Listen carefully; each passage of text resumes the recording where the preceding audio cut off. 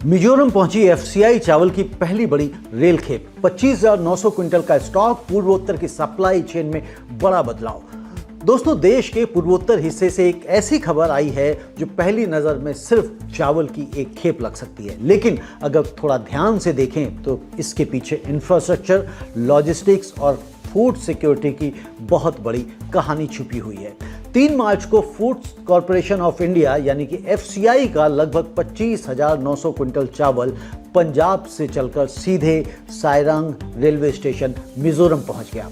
यह सिर्फ एक खेप नहीं है, बल्कि पहली बार इतनी बड़ी मात्रा में चावल सीधे रेल के माध्यम से मिजोरम पहुंचा है। इस खेप में कुल 42 वैगन शामिल थे और इसे अब सैरांग में बने नए एफसीआई गोदाम में रखा जाएगा, जो कि मिजोरम का अब तक का सबसे बड़ा खाद्यान्न गोदाम माना जा रहा है। लेकिन असली सवाल यह है कि इस खबर का असली मतलब क्या है। तो पहले हम ये समझते हैं कि आखिरकार समस्या क्या थी। तो पूर्वोत्तर के कई राज्यों की तरह मिजोरम भी लंबे समय तक लॉजिस्टिक्स और परिवहन की समस्या से जूझता रहा है। अब तक ज्यादातर खाद्यान्न सप्लाई सड़क के रास्ते होती थी और सड़क मार्ग की अपनी चुनौतियां हैं।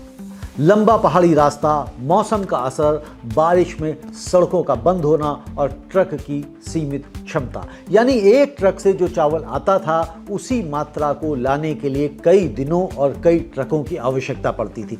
यही वजह थी कि कई बार सरकारी गोदामों तक राशन पहुंचाने में देरी हो जाती थी, और जब राशन देर से पहुंचता है तो इसका असर सीधे गरीब परिवारों की थाली पर पड़ता है।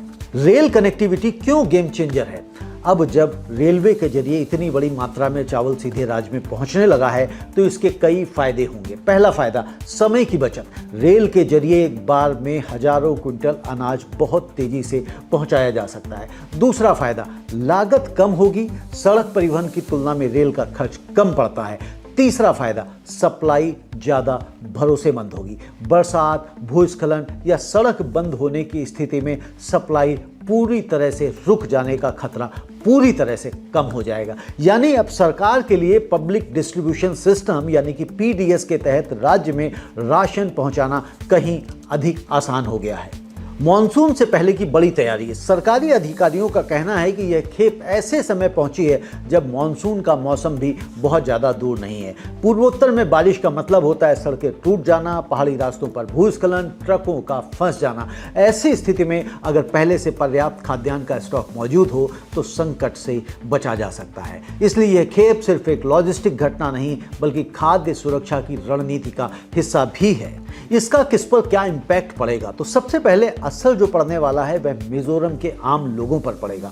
जब सरकारी गोदामों में पर्याप्त अनाज रहेगा तो राशन की सप्लाई नियमित रहेगी, और इसका सीधा मतलब है कि गरीब परिवारों को राशन समय पर मिलेगा। बाजार में भी चावल की उपलब्धता बेहतर होगी और कीमतों में अचानक उछाल की संभावना कम होगी। और दूसरा असर पड़ेगा लॉजिस्टिक्स सिस्टम के ऊपर। रेलवे के जरिए अगर सप्लाई सफल रहती है तो भविष्य में अन्य पूर्वोत्तर राज्यों में भी इसी मॉडल को अपनाया जा सकता है।